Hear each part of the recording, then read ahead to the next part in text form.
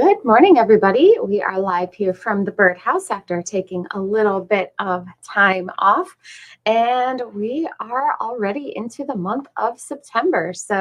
That means birds are on the move again, and we'll get into some of that here today. As always, we love to know what kinds of things you're seeing in your yard. You can put those in the comments, any kind of sightings that you have. If you have questions, you can throw those in there too, or you can just say, hi. So we will get started. First of all, if you are local to the Rochester area, we do have a couple of things going on over the next week or so. Today we have a plant sale here at the store, a whole bunch of different plants from Michael Hannon, and he'll be here until about 4 o'clock or so today. And it was kind of rainy this morning, but right now it is holding off, and he's even got umbrellas and things out there too, just in case it to start raining again. But rain or shine, we've got the plant sale going on today until about 4 o'clock. Also, we are having another telescope night on Wednesday, and that is Wednesday, September 11th, and that is going to be from 8 to 10 p.m. at Whitehaven Park, which is out here in Rochester. And if you're interested in that, you can visit our website at the Birdhouse NY for some more information and where you can go to park and all that good stuff for the telescope night. So it looks like Wednesday is going to be a fantastic night for it. So we look forward to seeing you there. But like I said, we are in migration, just like how in May we are constantly watching to see what is coming in and when. And I'm usually pulling up these maps like this from Birdcast.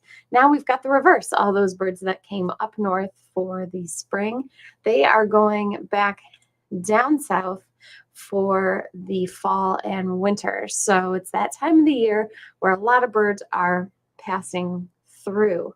So even though your things like orioles and hummingbirds aren't going to be around for that much longer, if you still do have them, other birds will start to flow in. So it is still a pretty good time for birding. And so here's some projected migration maps for the next couple of days. This, keep in mind, most of these birds will migrate at nighttime. So this is the night of September 7th. So that is tonight going into Sunday. Here's the map here. The lighter the color, the more migration. So you can see there's a whole bunch happening in Texas. Not a ton where we are, but over the next couple days, it'll start to increase a little bit. So we'll keep an eye on this as we get into the fall migration season a little bit deeper. But some things that will pass through in large numbers are going to be things like waterfowl. So if you are able to get out to a refuge or a place that has a lot of water, we have one called Montezuma National Wildlife Refuge, which is quite close to us. Now is a good time to start looking for a whole bunch of waterfowl migration. So there's lots of ducks passing through, lots of fall warblers, which most of the time are not going to be as bright as they were in that early spring. So they can sometimes be hard to identify, but warblers are flowing through. And so are the orioles and hummingbirds. Some people are still getting orioles, believe it or not. For the most part, for most people, they're not getting them anymore, or at least not with any kind of regularity. They might see one or two here and there, but it's probably the migrants that are coming through from up north, probably not the same birds that have been around all summer. But there are still some people who are coming in, getting that jelly, and they are still having luck with orioles. Most people, though, have taken down their oriole feeders.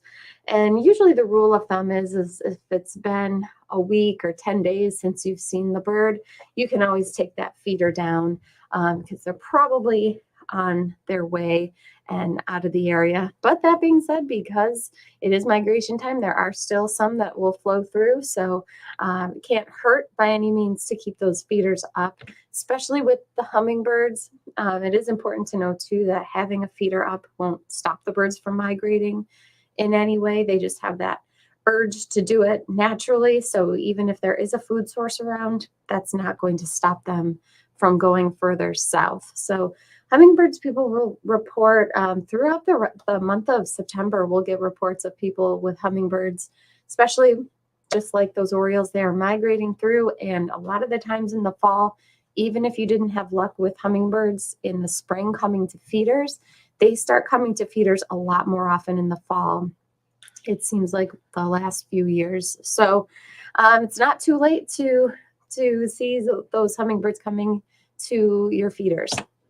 Other things to look out for are monarch butterflies. The birds aren't the only thing that are migrating right now. And in fact, we are just about in the peak, at least here where we are in Western New York, just about a peak of monarch butterfly migration. So over the next week or so, we will be in that peak migration of monarch butterflies. So you don't be surprised if you see more in your yard than usual, than you would normally see, or if you even see groups of them. Overnight, they will sometimes roost in trees together, roost all on a branch together. They'll kind of cuddle up and take care of and do that. So don't be surprised if you see more monarch butterflies as well over the next week. And people are still reporting some caterpillar activity too. So you might even see the caterpillars on your milkweed plants still. Probably going to be the larger instars this time of the year, but keep an eye out on your milkweed because there are still some caterpillars out there. In backyards, though, with it being migration season, there's a couple birds, especially to be on the lookout for, especially under your seed feeders. The white crowned sparrow is one of them. And this is a fairly large sparrow, bigger than a house sparrow. And they tend to hop on the ground underneath feeders, cleaning up seed. If you've got shrubs, sometimes you can hear both the white crowned sparrow and the white-throated sparrow underneath the shrubs, just kind of rustling around as they look for food also. But these are birds that are pretty sparse in the summer, but when they're migrating, they are pretty numerous, and they will come to feeders, especially underneath bird feeders. So there's the white-crowned sparrow, which is quite large, and then there is the white-throated sparrow. The white-crowned sparrow is an overall very gray, and it's quite a large bird. The white-throated sparrow is smaller. It does have that black and white striping on the top of its head. And usually there's a pretty bright yellow patch in between the bill and the top of the head. And that is a sign they've got yourself a white-throated sparrow and that white throat patch. Sometimes these birds can look more brownish and kind of like a buffy, an overall buffy color. But this is your typical white-throated sparrow, and especially as the month goes on, later in the month, you might start seeing more of both of these birds passing through. White crown and white-throated sparrow. Also be on the lookout for the little kinglets hopping around in your trees and shrubs, making high-pitched little calls. The ruby-crowned kinglets will become more numerous as the month goes on, same as the golden crowned kinglet. So there are different birds that are coming in through the area that are migrating through. Some of them will stay all winter, like the kinglets we can find all winter long. Other things like the warblers are on their way down quite a bit further south into Central and South America. One way you can track the birds that are coming through your yard, I just got one of these and it's quite fun to play with. This is called the HiCP Box, and it works similarly to the Merlin app, if you're familiar with the Merlin Sound ID app, where when you hear something, you can turn the app on, it'll listen to the bird and identify it for you. The HiCP Box is different. You keep it plugged in all the time, you put it outside, and it'll keep a running tally of all the birds that it hears throughout the whole day. So it's not a kind of thing where you have to turn it on and off like the Merlin app is. This will listen to birds in your yard or wherever you have it plugged in all day long. So it's really, really cool. Here's some snapshots from my yard. There's an app you can get, and then you can scroll through to see all your bird data, and it'll show you what birds are likely to pass through the area this time of the year. It's really, really, really neat. And just yesterday, it picked up ruby-crowned kinglet in my backyard. It picked up white-throated sparrow, and even an American redstart. So these are some birds that I wouldn't have been home to see or hear, and the HiCP Box can tell you what kind of things it is hearing when you are not even there. And it does it all day and all night. So even if you have things like owls or any kind of nocturnal birds, it'll listen to those, and those will be on your list of birds as well. So really cool. We just started carrying it at the store, and I am loving it and about to pick up a second one actually. So as far as some pictures, Mark, we had some photo submissions here from Mark, who sent in some photos here. Here's a great blue heron with a fish in its bill. So it's got some kind of a nice catch there. And then here is an adult common gallinule. This is something else to be on the lookout for if you're going to look for ducks and migrating waterfowl. The gallinule isn't technically a duck, even though it kind of looks duck-like, but you can find them in the same type of habitat. Juvenile bald eagle doesn't have all of its white feathers yet on its head or on its tail, but it's getting there. Pretty dark in color. And then green heron. Green heron are still around for the season, and they haven't left the area yet, but here's a green heron series over at the Erie Canal. There's one perched there on the tree, and it looks like it's kind of going for something there in the water. So really neat series there of photos sent in by Mark. And then he also sent in these pictures of a solitary sandpiper. So not only are those ducks migrating through, the warblers, but it's also a really great time for migrating shorebirds. So if you like shorebird migration, Montezuma is another great place locally to go to see all the shorebirds that are coming through. They like those mud flats that are out there. So here's a couple pictures of that solitary sandpiper.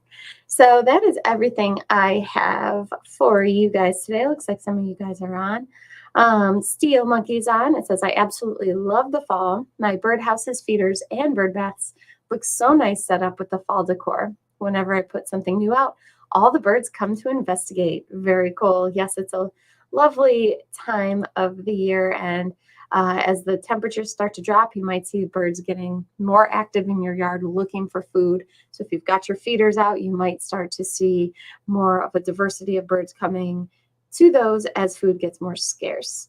Steel Monkey also says, such a fascinating hobby bird watching is, don't you agree? I don't have to go out looking for them. Right here on my deck, they come to me. Exactly. I think that's why it's so popular. You don't have to go anywhere special to do it. You could just walk right outside and you're likely to see something flying by. So very popular hobby. Anybody can do it. You can do it from just about anywhere. HiCP is on and says, good morning. Lynn is on and says, good morning. The HiCP Box sounds great. Yes, I am loving my HiCP Box. It's really cool to scroll through and see the stats. It'll tell you the what is most common, what it most commonly heard in the backyard. It'll tell you how many sounds it picked up. I think mine yesterday had like 800 something calls. You know, it's a lot of cardinals and sparrows, Carolina wrens. I've been getting a lot of that, blue jay. But it will listen to everything in your yard, and it'll give you that list of what it hears. So I'm excited. Been using it at home, and I'm going to get one for where I go camping to see what it picks up there. So it's a really cool product. And we'll have one of the owners of a HiCP Box on a live stream later on in the year. I think we've got her scheduled for November. So she'll be on and telling us a little bit more about the HiCP Box. But we do have them here at the store now if you are interested. It's a really cool product. All right, that looks like everybody's comments and questions. We'll be back on Tuesday live with another broadcast. And until then, have a wonderful weekend. Stay dry. We are here all day with a plant sale going on until 4. We are open until 6, and we're open Sunday 9 to 5 as well. So everybody have a great weekend, and we'll talk to you soon. Bye-bye.